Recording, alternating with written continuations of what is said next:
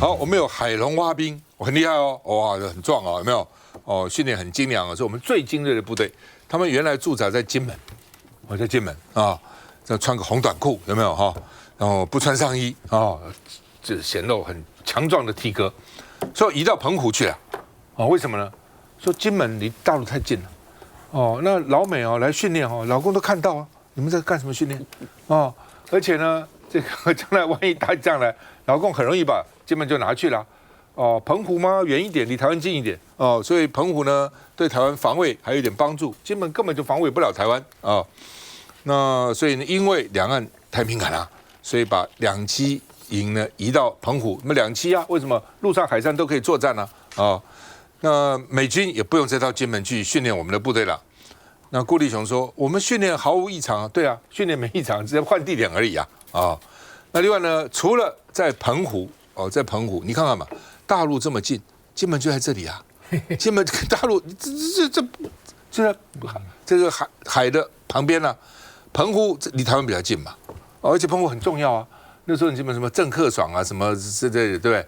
就是打台湾先打澎湖啊，所以澎湖的守卫被认为很重要啊。哦，那所以有一个叫做红色沙滩了。什么叫红色沙滩？就老共可能会登陆的大陆的军队，所以呢，两栖大队。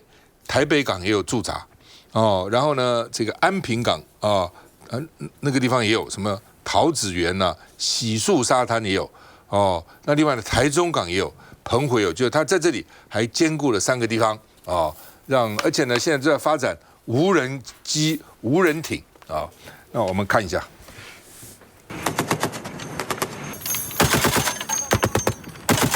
精锐的国军部队陆军两栖侦察营，俗称海龙蛙兵，常年重兵部署金马，基于敌情考量，全营主力在9月已完成后撤澎湖。海龙蛙兵以防这个澎湖这个部分本来就是依照我们防卫作战任务的需求所必须进行要的一个部队的调整。海龙蛙兵从金门迁移澎湖，除了让精锐部队远离共军前线，一层考量也是协训的美军。连好莱坞大作《间谍游戏》也曾演过美军特种部队的直升机从澎湖跨海抢救人质的戏码，或许就能看出澎湖的地理优势。除了战术调整考量，外界解读有美中台角力因素，美军常驻金门离共军太近，让美台焦虑。眼前美中还有经贸谈判和川习会面，台美双方我想都有共同认知。维护区域和平的稳定是双方的核心利益。那所以台美的军事交流也是在这个架构之下来正常的进行。国军有赖美军协训，也得靠自己。2030年国防支出 GDP 占比将达5%。名字。当然，那个国防部讲的理由是讲说移过来是因为离金门离大陆太近了啦，然后训练不方便啊，然后大陆会偷看啊什么的。但是问题是，为什么现在才移？其实一个很大的关键是因为美国现在想要跟中国大陆要谈经贸嘛。那去年有一个美国的媒体就报道啊，就把这个就是把我们那个美国在协训这个两栖营的这个事情报道出来。那个时候台湾跟美国都非常紧张啊，就说美军是不是常驻在金门，在协助训练这件事情。那很紧张就赶快澄清啊，说没有这件事情嘛。那美国不想要打坏跟中国大陆的关系啊，所以可能就跟台湾。研究说啊，是不是就把整个就移到澎湖来啊？因为两栖营它是一个攻势部队啦，就是它是有攻击的。以前两岸会互摸，就是水鬼啊，去互摸对方的那个岗哨啊，就是两栖营。那这样子把它移到澎湖，就也可以缓解一些就是美国的疑虑啦。所以我觉得台湾现在像刚刚那一趴，就赖总统，就是我觉得其实他讲的还是很空啊，很幼稚哦。他讲说。我要跟川普讲说，如果台湾被中国大陆并吞的话呢，这个美国会比较麻烦。废话，这要你讲哦，美国人自己不知道哦，美国人会不知道这件事吗？然后跑去跟，然后说什么？哎呀，川普，你只要让习近平放弃攻台的话，你就会得诺贝尔和平奖。啊，川普会忽然顿悟，哦，原来是这样子哦。好，那我赶快去跟习近平说，不要打台湾。讲这个就很空啊，而且很幼稚，就随便扯的，就是没有准备。随便扯的，然后去讲说什么？哎呀，美国那个半导体生态系80%被美国赚走，所以我们会想办法让美国再次伟大。美国一听到就很高兴哦，是这样子哦，好，那我都跟你要一点。这不就这样子吗？你在对美国谈判有这么软的吗？现在台湾等于是对美国掏心掏肺，我们又要去企业要去跟美国买100亿的农产品啊，然后呢，我们又要去买美国的天然气，我们又要去投资阿拉斯加的瓦斯，我们还要说我们尽量鼓励台积电去美国投资。然后让美国再次伟大，有这样子的哦，我真的不晓得总统怎么没有站在国家利益。我觉得赖总统应该啦要去思考，就是到底要怎么跟美国政府打交道。因为川普现在就2件事情嘛，第一件事情，他们刚刚大家讲那个 mega， 就是让美国再次伟大，就是他们认为美国现在经济困难，有失业率，所以他会出奇招啦，哈，用一些这个常人想不到的方法，想办法让美国再次伟大，就是一个民粹的。那怎么去跟他打交道？要去思考清楚。他2件事，第一个，他现在想要跟中国大陆维持比较好的关系，所以不是之前有取消了，本来批准要给台湾的4亿美元的军援，就这样取消了。那我们要怎么应？这是第一件事情。第2件事情，那个美国商务部长都讲了嘛，就希望说我们的晶片生产可以，我们这边50%，他们那边50%，而且重新诠释了细盾定义。说他们那边有晶片才是保卫台湾，这个也是随便乱讲。那我们怎么因应？现在政府是讲说，是说我们不会接受那个55分啊。可是我们讲的是说，我们鼓励企业去美国去设立类似科学园区这样的一个半导体的科学园区。问题是这也有可能会造成产业空洞化，因为我们的企业投资的金额就这么多嘛，你台湾没有投资移到那边去，可能也会造成这样的问题啊。所以我觉得赖总统有机会不要讲空话啦，应该思考一下到底怎么站在台湾的利益啊。我觉得啦，要把海基啊这个两栖部队啊，这个海陆两栖部队调到从金门调到澎湖，因为怕金马守不住了。最简单就这么样，拿就那么近，拿就拿掉了嘛。所以干脆到澎湖来哦，离台湾近一点，台湾还能够支援一下，而且对台湾可能有点帮助，主要是这个了。那另外呢，大陆有一部共谍剧哦，那很特别，叫做《沉默的荣耀》哦，就说呢，当在差不多1950年的时候，他派了1500个匪谍到台湾来，各行各业哦，有老师的，搞不好你说老师就有，对哦，老师的、小贩的、工人的，什么记者的，什么都有，1500个，很多人哦，那来了以后呢，这个就潜伏在各行各业里面，然后呢，国防部有2个中将，一个是参谋次长。参谋次长很重要啊！哦，一个高参哦，2个都是中将哦，还有他们的这个秘书哦、助理哦等等都是哦。结果呢，后来被破获了，被我们的保密局啊什么破获了。破获以后说，我们枪决了，我不知道枪决了1100多个匪谍啊，枪决的就换说1500个里面，那还有400个是陆续被抓，还是之前被抓，还是跑掉了不知道，反正就枪决1100个是多少人啊？枪决1100多个，原来。大陆不太愿意讲，我们也不太愿意讲，我们讲的很丢脸了。那么国防部2个中将都是那搞什么呢？对不对？那大陆方也不讲哦。结果呢，他们现在居然拍部电影叫《沉默的荣耀》，把这事情都演出来了哦。什么枪决前的这个画面也出来了哦。那我们也很好笑，我们叫这个平反这个白色恐怖受难者，他们都是白色恐怖受难者，还给他们钱哦，平反了。所以在台湾平反他们，大陆他们变成英雄。是很奇怪啊！好，我们看一下。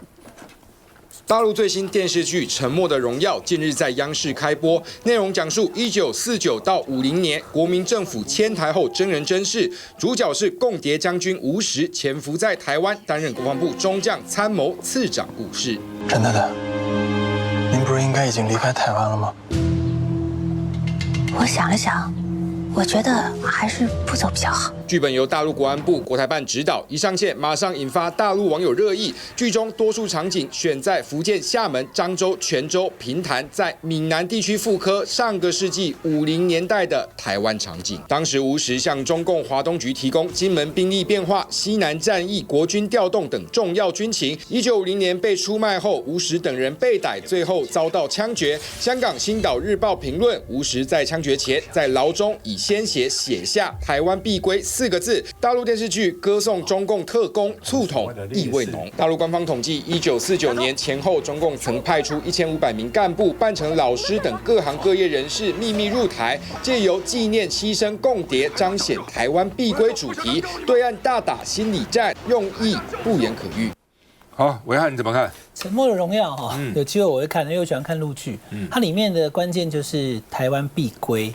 好，他讲的就是10以前呢，对，1949、1950那时候，马场町它是个刑场啊，里面枪决过很多的共谍，还有政治犯啊。大家可以这边没有那么多时间去讲，在中正万华区那边青年国宅附近的马场町公园。好，那当然他现在推出这个剧，跟国台办好的一起合作，就是希望能够把这个就是促统的意味要提高了。那我想旭晨去提这个哈，他是要大家注意到，就是说对岸在这个哈，就是所谓可能对台，不管是用文攻武吓或者是其他任何的方式，就动作更加积极啦，提醒大家要特别注意。第二个，刚刚在讲那个金门的部分哈，因为现在我们台湾的这个民众可能不太知道，以往最多金门曾经驻军，现在是3000人啊，最多是超过10万。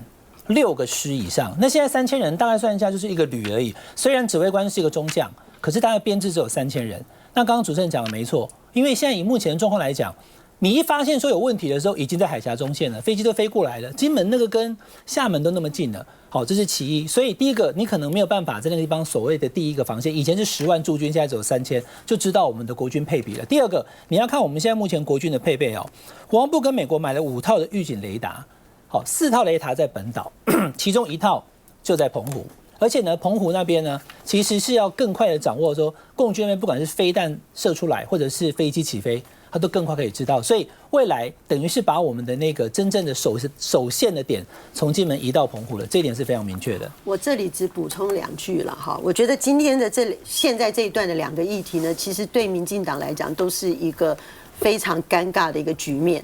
首先讲他那个沉默的荣耀那些共谍哦，这个就是这几年民进党拼命力推的真相委员会呢，他们所揭露的要平反的对象，当时早就提醒他们说，你平反的很多对象都已经在被对岸放到忠烈祠了，可是呢，民进党一样拿这个议题在打击国民党，那你是怎么样？你是要护共谍到底吗？所以这个事情才会延伸到后来发现说，真正的共谍都在民进党旁边，在民进党的外交部，在民进党的这个委员办公室里面，甚至现在在民进党国防部里面有没有还不知道。而国防部呢，大家会认为说，没有民进党执政党的同意，美国会直接从金门撤退吗？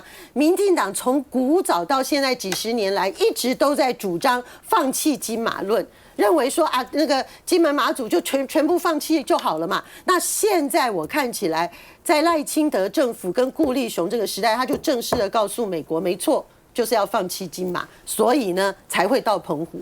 所以在这个状况底下，大家可以看到民进党在过去种种的论述呢，现在都经不起考验。而最关键的一个，中国大陆现在为什么对台湾在这一段历史中采取这么强硬的立场？很简单啊，跟你那个赖清德赖17条有关啊。因为这个赖清德在今年改变了一个两岸态势，他直接说对岸是一个敌对状态啊，这个完全改变两岸那个状态的一个出手，那当然对岸也会有所反应。你那时候老沈那时候小，有没有老师啊朋友啊被抓？我认为有，音乐甚至包括音乐老师这些，就是说很优秀的、很热心的哦，他教我们的歌，后来我才想说，哇，这是秧歌啊，连秧歌他都教了，你知道吗？所以这些人其实也是大时代下的悲剧人物了。他一边把他斗臭，一边把他看成英雄，最后结果恐怕两边都要把他看成英烈啊。不过我要回到金门这个问题了，时间没有了，是不是下节再讲？好，基本上了哈，这边有个数字，大家看看哈，2013年12月，北京有一个西山无名英雄纪念广场落成，把这4个被枪毙的中将吴石啊，这个朱峰、陈宝昌、聂曦4个人都把他用个塑像雕起来。那另外呢，面向东方哦，北京西山无名英雄广场有846个人是中共的烈士，其中就是我们的1100个人看起来1000个被枪毙的人，有846个被他们当成烈士，但是有点奇怪啊，民进党天天要抓匪谍，然后弄个半天，他现在还去纪念匪谍，还要平反，还要给他补偿，那边说这是他们的烈士，那到底是怎样？不是很矛盾吗？休息再回来，我觉得这是。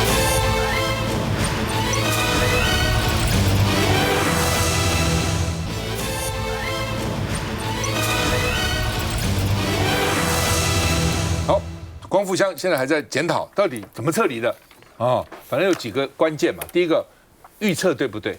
第二个，为什么那个堰塞湖让它崩了？为事先不能够想办法把那个水稍微这个排解一下嘛？第三个，堤防为什么有破洞？然后第四个呢，为什么疏散来不及？到底输了没有？还是疏散人不走？还是没有办法？到底怎么回事？消息对不对？什么600人变8000人，到底怎么回事？那傅昆萁今天跟九龙特区法院吵了1个钟头，听说傅昆萁就问中央说：8000人的避难疏散计划在哪里？你都说有计划，计划在哪里？我们没有看到计划。那左荣泰就说：你们的副县长当时就说完成疏散啦，没有计划，不管有没有计划，你们都跟我们讲完成疏散了，那怎么还有人被淹死呢？显然没有完成吵架然后呢，傅昆萁就骂，傅昆萁是一直去骂农业部长啦，陈俊记啦，因为这个是农业部主管之一啦，水利局那经济部水利那是另外的，农业部有一个，因为陈俊记讲了一句话，说因为这个坝底下有1.7公里很长，所以没有立即崩它的这个溃堤的危险，他就问陈俊记啦，傅昆萁就骂。九龙泰呢就去帮陈俊基去回骂傅昆萁，说你把灾民对傅昆萁的怒都发在陈俊基身上去帮陈俊基讲话陈俊基好像被指责的，好像也不知道怎么回答那另外呢，傅昆萁的中央没有撤离计划，九龙泰就说我们抢救生命，你在抢救政治生命。不过我觉得傅昆萁说没有撤离，你就讲到底有没有撤离计划就好了嘛，去扯这些都是多的了那另外呢，傅昆萁跟周荣泰吵架，周荣泰说：“那你要我们中央接管花莲县政府吗？”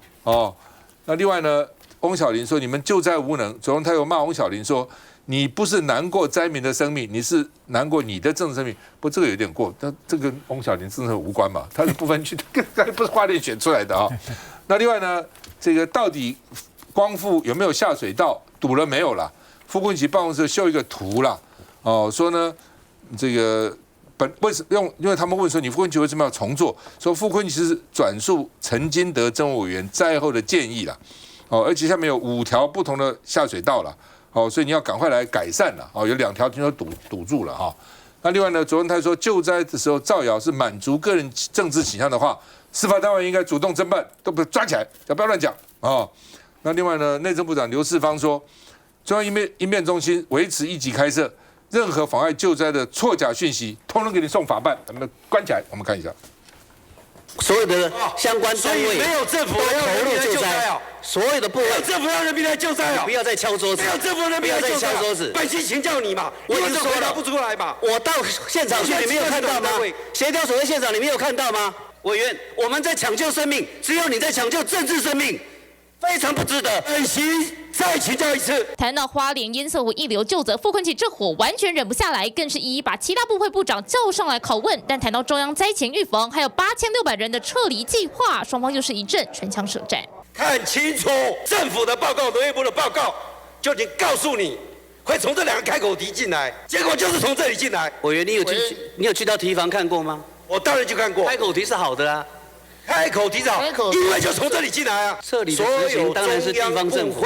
我跟委员报告9月17号我们开始成立跨部会的计划的时候，本席没有，请你不要再闹场。眼看自家院长陷入苦战，陈俊基多次帮忙回答，却获得一句“请下台，别闹场”。只是第一线的花莲灾后复原仍需协助，中央地方要合作，谁愿意先退后一步？本席在这里非常的难过，我们既然有这样的院长。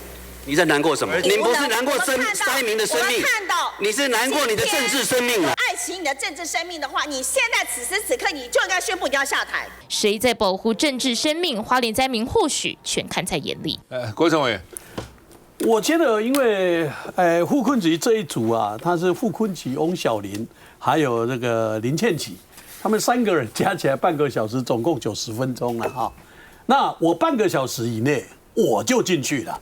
那第一个我看到的问题很简单，因为当我认为卓院长他是中华民国最高的一个行政首长，没有必要去为了这个事情救灾的问题。本来我比较赞同的就是陈菊赖清德还有蔡英文，他讲过，淹水的问题，中央要负责80%，那地方要分着20%。如果照这个逻辑，那你卓院长比傅昆萁他们还凶干嘛？所以我认为这有失行政院长的高度，因为不要去扯那些，重点就是一开始中央指挥中心也没有认为这个水这么大，所以一开始只有600人，请他们撤退600人。那这个600人，结果到最后临时隔天马上要他撤8600人。问题在这里，所以他措手来不及以后，中央中心他又说垂直避难，所以就会造成今天的所有的问题。可是到底是中央的问题或者地方的问题？我说实在的，所有的水灾中央要负全部责任，因为什么？整条里面堰塞湖里面的水，老早傅昆萁、林义君委员就已经告诉你们，这个如果移下来的时候，这个水会溃体掉。可是我们在增加预算的这个预算的时候，本来540，我们多加40亿，就是要处理这件事。那结果那个农业部长陈部长说没有立即溃体的危险，所以会造成这些。所以到底责任是什么？我比较欣赏的就是过去的蒋经国，过去的宋楚瑜，还有张善政在救灾。大家不要忘了，几年前台南市长赖清德在当市长的时候，张善政那个时候也没有政治意愿呐，也就是什么，他跑了 N 次，一去救人，2送资源，这叫做行政院长。所以啊，我是觉得这个部分为什么会产生这些？我个人的看法，我认为中央跟地方一定要合作，但是中央要负全部责任。赖伟山。林委员讲的不太正确哦。其实这个李鸿源这个过去也是我们的这个部长嘛，他也讲得非常清楚，就是这一次的事情啊，中央早就在监测，而没有办法进行你所谓的可能是爆破啊或引流，那是因为先天这个结构没有办法这样做。你如果把它爆炸，那下游就直接完蛋了。所以连国民党过去的政务官都这样说，而且连我的老师台大这个土木系的教授也说，在这个整体的这个规模上面，其实这些爆破引流都是不可行的。所以中央能做就是监测，监测之后尽快让居民可以疏散。而我们看到这一次在8月的时候就已经要请你们有一个这个所谓的撤离计划了。可是花莲县政府就是没有动作嘛，那我们听到这个事情就觉得非常的遗憾。说实在的，居民真的很可怜。我们期待就是要有一个好的地方的父母官，好好把这件事做好。那我觉得这才是对的。所以今天我们期待的是不是在这个立法院里面吵架，是赶快把灾后善后好。我们看到最近很多产子超人都来到了现场，很多人都去协助这些救灾。那我觉得这是台湾团结一致的心。那我觉得现在要去追究说是不是这个行政院的责任，很显然不是。那我觉得也不必再吵，我们就是赶快协助花莲赶快复原，总不能说让中央真的来接管吧？你看连国军都已经进去了，最近每一个人都弄得脏兮兮的，很辛苦，都回不了家。那甚至有一些这个所谓的官员也好，或文官也好，还有军队也好，应该还会在花莲再进驻1周以上，希望可以尽速让家民可以恢复这个生活。那我想这个才是重点，就是大家要协助合作。921的时候都没有吵成这样，不需要做这种政治上的攻防，最重要还是灾民一定要赶快复原他的生活。其实看傅昆萁跟卓荣泰的互骂，表面上看起来是各自都要卸责，其实两个人一路骂下去，两个人都失分了。我的看法跟国成的看法其实接近的，很简单，这个有堰塞湖的存在，它的形成，它转变成危机，还有要怎么预防在先，不要让它溃坝，然后要怎么处理，通通是中央的责任，地方没有这个本事。但是死了18个，是不是该撤而不撤，该撤而未撤，是撤得不够彻底？那个是在原先600人的范围之内呢，还是后来6000人的范围之内呢？这个问题很容易解答嘛。这个如果是该撤而未撤，地方的责任，地方的责任就这一点嘛，这个有什么好吵的呢？但是我跟你讲，傅昆萁，你讲花莲的可以了，但是跟花莲无关的，我还是劝你，为了国民党的好，你辞掉总召，人家柯建铭都躲起来了，你还在那边嚣张干什么？我想要小小的补充哦，因为其实，在大马村是有成功的撤离，全村都撤离。那中央政府是一直告诉地方政府说，花莲县政府你一定要撤，你一定要撤。可是看起来都没有动作，所以他后来就打给所有的这个村长，希望大家可以赶快及时撤离。那大马村的村就是有整个撤掉，可是其他可能没有听。那我觉得这个很正常，是因为一般的民众或者是说这个所谓的里长、村长也好，大家还是会比较相信地方政府。当中央跟地方如果是不同调的时候，他们通常还是倾向听地方政府的话，所以才造成这么严重的事件。老沈的意思，他讲了2次了，上次也讲，他的意思是说，因为我这边有讲啊，这个花莲那边说你开始叫我撤600个嘛，后来变成8000多个嘛，那来不及嘛，那老沈就说看这死掉的人到底是在600个里面还是8000个里面？不会在8000里面。如果在这600个人里面，在这就是要撤的600个里面没撤走，就是花莲的责任，因为事先你也讲嘛，你当时叫我撤600嘛，如果这600个人都撤掉了。是在其他地方的人的这个不幸死亡，那这个时候再来看责任谁，可能就不是地方政府责任，大概是这样。你从死的人在哪个地方就知道到底，假如说这600个都没有撤走，死的18个，你们这都没有撤走嘛？你跟我讲什么8000干嘛？就看看到底死的人在什么地方。休息一下再回来。因为死